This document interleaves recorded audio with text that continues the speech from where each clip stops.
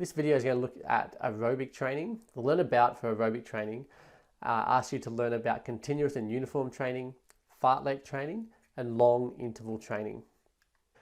Continuous training is that training that has that repetitious movement that is repeated over and over again for a set length of time, normally at the same intensity, the same kind of speed, the same duration, the same, and if you're running uphill, downhill, whatever, it's always the same. It doesn't change throughout the series of training, throughout the session of training. Now, it is particularly good for developing cardiovascular endurance in sports that are continuous sports. So something like a marathon or a triathlon are going to be really great sports to be using continuous training for. In order to get your benefits, you need to make sure that your heart rate is at 65 to 85% of your maximum heart rate in that aerobic training zone. And of course, the closer you are to that 85%, the closer you are to your lactate inflection point, then the better your adaptations are going to be in terms of your aerobic performance. Fartlek training is when the pace and terrain varies and is used to cause random increases and decreases in intensity, which can be used to mimic competition scenarios. So think a lot of team sports, AFL, soccer, netball, rugby, they all have periods where the athlete is sprinting, where the athlete is jogging, where the athlete might be standing still, really doing just a whole range of things. And so you incorporate that into your actual training session, which is really good because it's going to help your cardiovascular system to adapt faster to the changes in the intensity that's required during a performance. It's good for most team sports, as mentioned, and also is going to train the anaerobic system slightly as well, which will help to improve your recovery for the lactic acid system.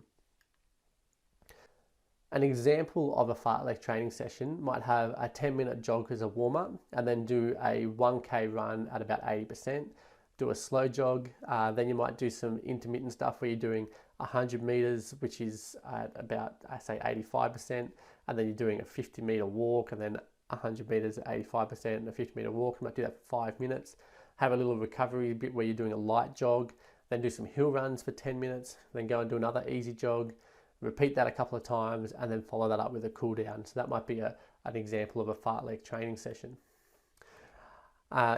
We then move to long interval training. Long interval training uses repetitions of high speed or intensity work, which is normally for a longer period, followed by a shorter rest period.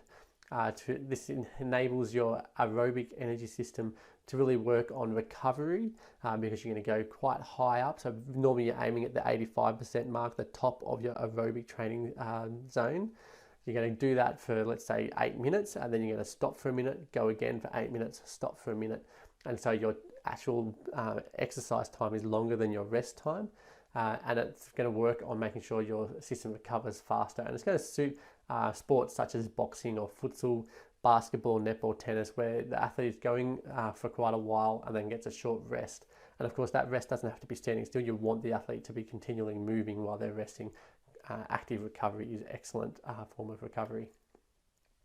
Aerobic training in general relies very heavily on the FIT principle. So that's your frequency. You need to be doing at least 3 times a week. Your intensity, so you're working at 65 to 85% of that maximum heart rate. The type is aerobic, but you could pick any of those different methods within aerobic. And then your time, you're looking at really aiming to do at least 20 minutes or more of this type of training.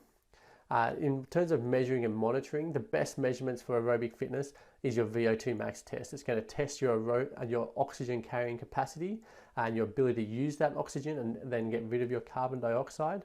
That can be very expensive, and so a lot of people do sub-max tests, so things like a beep test or the YMCA sub VO2 max test are good examples of some tests that are done to monitor progress. In terms of safety for aerobic training, you need to make sure that the athlete is well hydrated, that they're waiting for a while after they eat, they're using the correct clothing, so make sure they've got good footwear on before they go for a jog, or they're wearing their bike shoes when they go for a bike ride. You want to make sure they're wearing swimmers if they're swimming, all that kind of stuff. Make sure that the training matches the level of the athlete to help improve safety, and also making sure you do some pre-screening to screen out those people who have health problems. Make sure they get it checked by a GP or something before they come back and start their exercise program.